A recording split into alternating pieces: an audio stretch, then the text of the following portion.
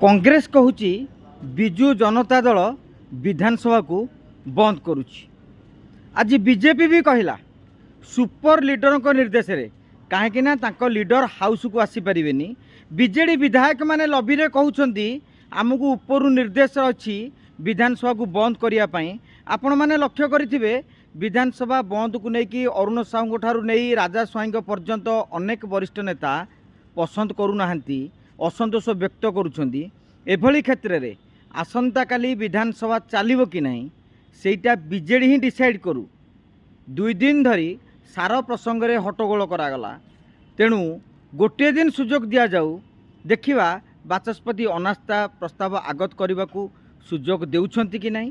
खाली सेतिकी नुहे एवं बीजेडी मुंडरे जो कलंक बोला जाउछि जे बीजेडी चाहू नहीं विधानसभा चलई दबाकू तार मध्य पर्दाफाश हो पारिबो जे प्रकृति में बीजेडी दायी ना बीजेपी दायी ना सरकार दायी।